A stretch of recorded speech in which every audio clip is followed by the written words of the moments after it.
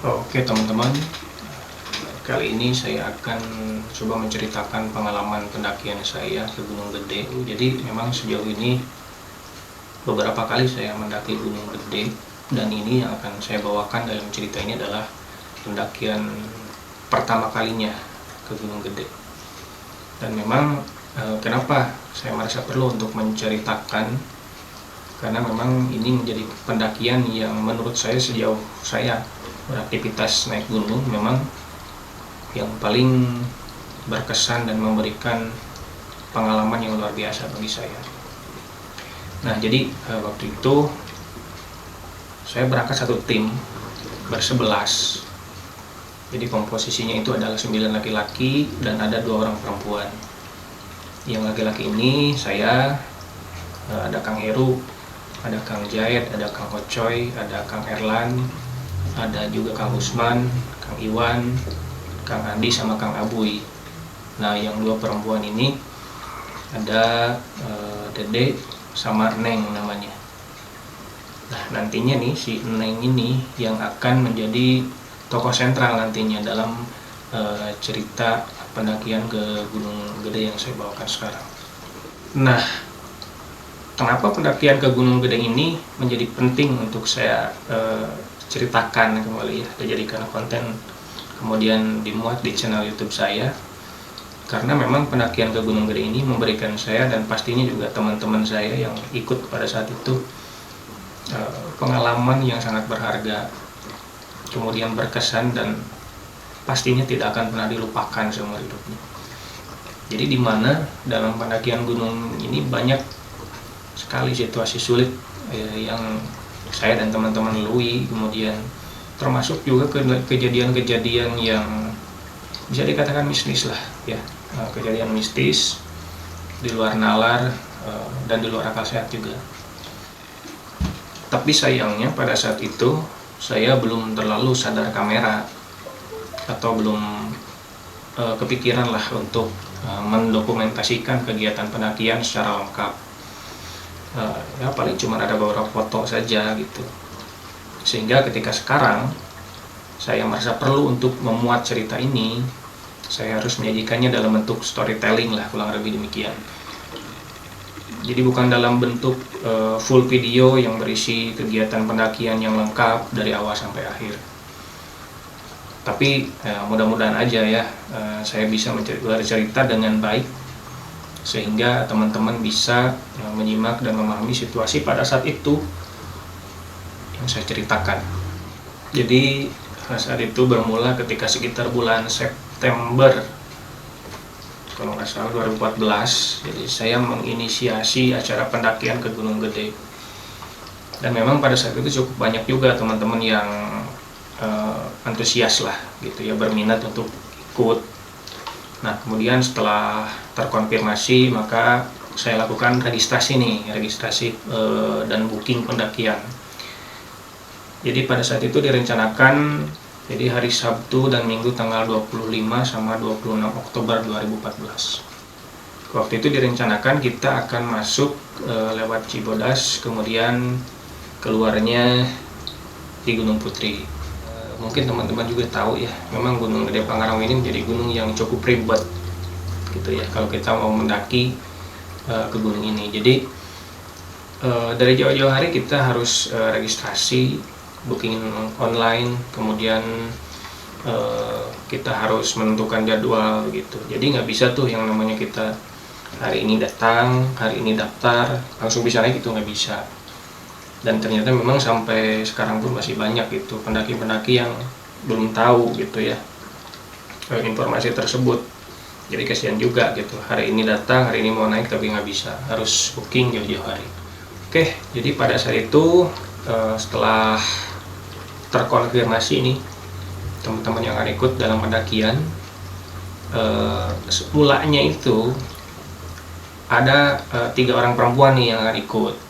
Nggak tahu kenapa, jadi semakin dekat ke hari H yang ditentukan itu, 2 dari 3 orang perempuan ini jadi mengurungkan niatnya lah dengan berbagai alasan gitu ya.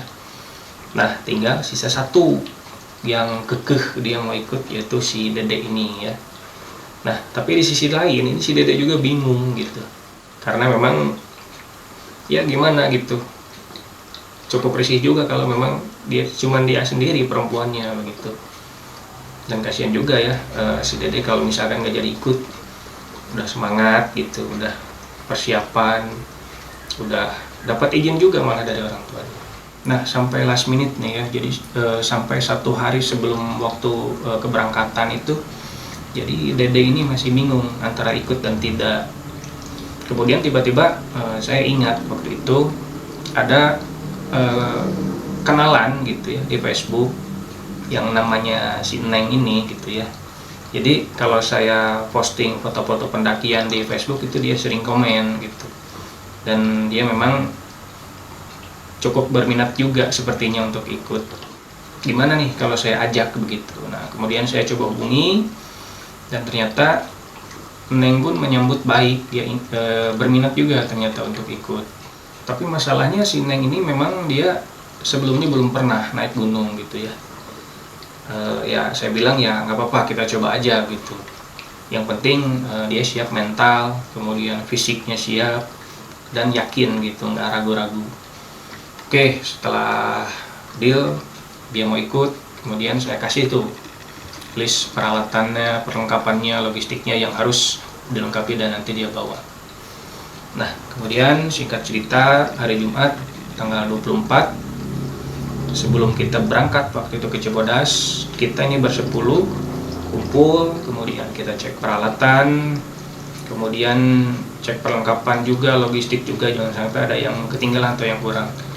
Kecuali memang si Neng yang memang kan rumahnya di Cianjur nih, jadi nanti sebelum kita ke Cibodas kita akan jemput begitu.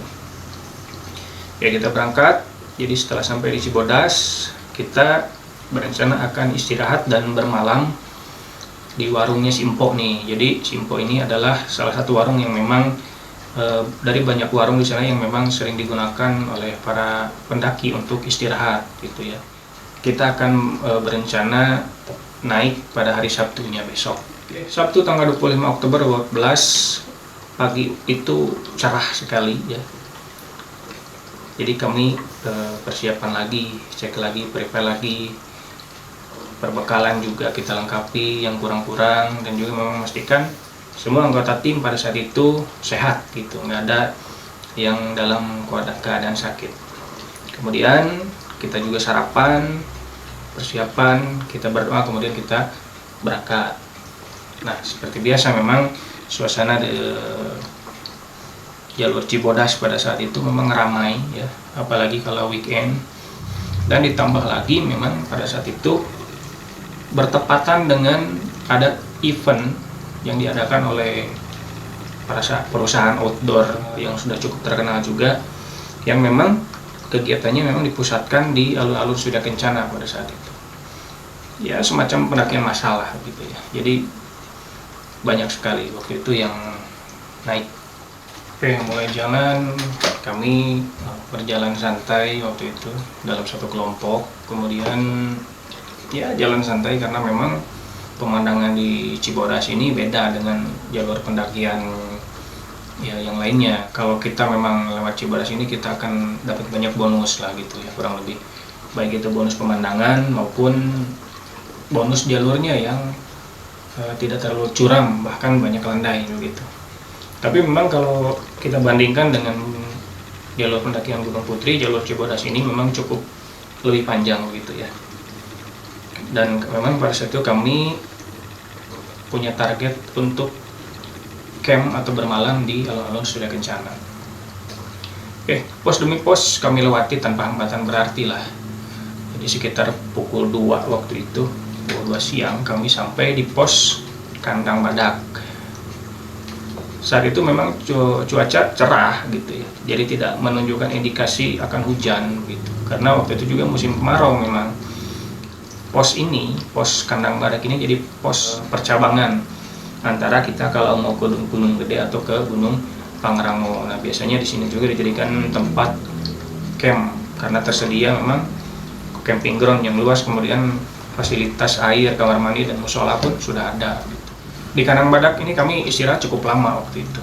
Nah, kemudian sampai pukul 3:30 gitu ya. Setelah dirasa cukup, kami istirahat dan kembali memastikan kondisi tim pada saat itu semuanya sehat begitu, tidak ada masalah. Kemudian cuaca juga cerah, tidak mengindikasikan akan turun hujan. Kemudian kami lanjut jalan lagi nih gitu ya, karena memang target kami di Surya Kencana gitu untuk bermalam gitu. Dan kami perkirakan waktu itu menargetkan sebelum gelap kami sudah sampai di Surya Kencana. Oke, kemudian kita lanjut lagi, jalan lagi, dan memang tanpa kami perkirakan sebelumnya bahwa memang di depan itu sudah menanti gitu ya, jalur yang sama sekali berbeda dengan jalur sebelumnya. Jadi jalur kami akan menghadapi jalur yang curam, yang memang biasa disebut oleh para pendaki itu jalur tanjakan setan gitu ya. Nggak tahu kenapa dinamakan setan, mungkin karena memang saking sadisnya dan menyeramkan sehingga dikatakan setan gitu ya, atau entah karena alasan apa. Oke, jadi kali ini jalur sangat berbeda dari jalur sebelumnya gitu ya. Bukan hanya kontur jalannya yang memang dari yang sebelumnya banyak bonus, banyak landai menjadi curam, banyak batu, dan memang vegetasi pun di sini sudah mulai berubah gitu ya. Dari yang sebelumnya hutan lebat gitu, sekarang mulai ditumbuhi tumbuhan-tumbuhannya itu tumbuhan-tumbuhan yang lebih pendek gitu ya. Nah, ini bisa diindikasikan bahwa ini kita sudah mendekati puncak. Nah, disinilah permasalahan mulai muncul. Karena memang medan yang berat. Kemudian di sini kelompok kami menjadi terpecah dari yang semula kita berjalan sama-sama bersebelas gitu ya. Sekarang kita menjadi terpecah menjadi 3 kelompok. Iwan, Dede, dan Ocoy itu ada di depan posisinya, jauh gitu mendahului 2 kelompok sebelum. Nah, yang di tengah ini ada saya, ada Neng, ada Jayen, ada Erlan, dan Heru kalau nggak salah waktu itu. Sementara yang di belakang yang tertinggal itu ada Andi, ada Abuy, dan ada Usman. Nah, saya yang ada dalam kelompok yang posisinya di tengah ini cukup was-was juga dalam kondisi tersebut. Jadi dalam kekhawatiran, tiba-tiba saat itu dengan sekejap mata cuaca berubah. Dari yang tadinya cerah menjadi mendung, dan memang tak lama kemudian hujan mulai turun. Satu hal yang memang sebelumnya tidak terbayangkan gitu ya, karena memang dari pagi sampai sore, sampai kita sampai tadi ke Kanang Barat memang cuaca cerah, dan memang waktu itu memang musim kemarau gitu. Jadi kami pun waktu itu sebisa mungkin segera menyelamatkan tubuh dan barang-barang kami supaya tidak kebasahan karena hujan gitu ya. Nah, situasi semakin sulit dan mengkhawatirkan begitu. Dengan medan yang curam, kemudian kelompok juga terpisah, ditambah hujan, suhu juga otomatis makin dingin.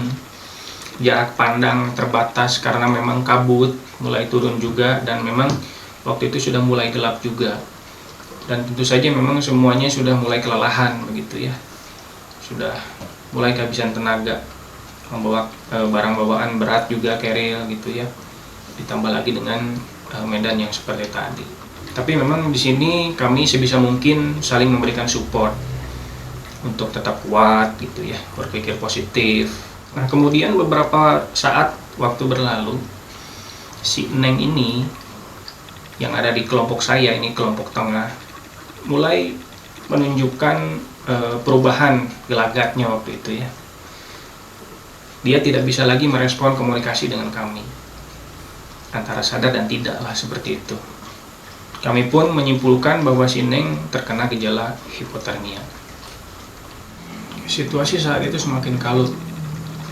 Jadi dalam situasi tersebut kami sudah tak mungkin lagi lanjut jalan gitu menuju Surya Kencana, dan bahkan untuk kembali turun pun itu tidak mungkin gitu ya, karena memang jalan turun yang sudah kami lalui tadi sangat curam gitu. Kemudian ditambah lagi licin karena hujan, kemudian sudah mulai gelap juga situasinya, ditambah lagi memang kondisi Neng ini dia sudah makin parah begitu ya. Nah, kemudian saat itu kami mengambil tindakan segera mengumpulkan nih ya kelompok yang terpisah ini gitu ya. Kang Hero menyusul teman-teman yang sudah jauh di depan mendahului kami untuk putar balik. Kemudian Erlan turun untuk menjemput teman-teman yang memang jauh tertinggal, sehingga kelompok kami kembali bisa sama-sama lagi pada saat itu. Kemudian memang karena situasi yang tidak memungkinkan untuk melanjutkan maupun kembali turun, jadi kami putuskan untuk bertahan di situ gitu ya sampai situasi membaik. Nah, masalahnya di situ kami sangat konsisten mencari area untuk mendirikan tenda gitu. Karena ya mungkin teman-teman yang udah pernah naik ke Gunung Gede tahu lah seperti apa sih curamnya, sulitnya jalur tanjakan setan itu. Nah, akhirnya setelah berusaha kami dapat itu spot untuk bisa kami pakai, untuk kami paksakan gitu untuk mendirikan tenda. Seiring dengan waktu alhamdulillah hujan pun mulai reda waktu itu. Nah, kemudian setelah tenda berdiri, tenda beres, kami segera mengevakuasi teman kami yang sakit ini untuk masuk gitu ya. Kemudian mengganti semua pakaiannya yang basah dengan pakaian kering. Nah, kemudian kita pakaikan jaket, sleeping bag waktu itu. Kemudian saya suruh Dede ini untuk mendekap tubuhnya sambil sebisa mungkin mengajak komunikasi si Neng ini supaya tetap dalam keadaan sadar gitu. Sementara di luar tenda yang lain ada yang masak makanan untuk memulihkan suhu tubuh dan tenaga. Ada juga yang berusaha menyalakan api unggun begitu. Meskipun memang membuat api unggun atau menyalakan api unggun di kawasan Taman Nasional Gunung Gede Pangrango itu menjadi sebuah larangan gitu ya. Tapi ya kami pikir dalam situasi darurat api unggun adalah salah satu hal yang bisa menyelamatkan kami pada saat itu. Kemudian alhamdulillah setelah beberapa saat kondisi si Neng ini mulai membaik gitu ya. Kemudian kesadarannya mulai pulih juga. Suhu tubuhnya juga kembali stabil gitu ya. Dan setelah diberikan asupan makanan, kami pastikan makan pada saat itu dia bisa istirahat. Sementara kondisi teman-teman di luar tenda masih sibuk. Ada yang memasak makanan, ada yang juga berusaha mencari spot untuk mendirikan tenda lagi gitu ya. Karena satu tenda saja pasti nggak cukup untuk bersebelas gitu ya. Bahkan ada satu tenda yang kami dirikan di tengah jalur. Karena memang sudah nggak ada lagi pilihan, sudah kehabisan spot gitu. Ada juga yang berusaha menyalakan api unggun yang memang cukup sulit waktu itu dinyalakannya karena kayunya yang berlumut ditambah lagi dengan basah karena terkena hujan gitu. Dan juga ditambah kondisi tanah yang basah juga dan lembab gitu. Nah, kemudian setelah perut terisi, kami segera masuk ke tenda, mengamankan diri masing-masing dan meninggalkan kayu-kayu api unggun yang memang sulit untuk menyala. Nah, kemudian di dalam tenda itu saya sendiri nggak bisa terlelap. Jadi ada perasaan gelisah dan khawatir terhadap kondisi teman-teman yang lain. Kemudian karena sulit tidur, saya dan Ocoy waktu itu memutuskan untuk keluar tenda, ya untuk sekedar menyeduh kopi lah, sambil berusaha lagi menyalakan si api unggun tadi yang memang sulit menyala. Kemudian setelah beberapa kali mencoba, akhirnya jadi si api unggun ini bisa menyala. Dan pada saat itu entah kenapa setelah api menyala justru saya bisa lebih tenang waktu itu dan tidak lagi terlalu khawatir dengan kondisi teman-teman. Beberapa saat kemudian saya kembali masuk ke tenda untuk melanjutkan istirahat dan tentu saja berharap kondisi besok menjadi lebih baik.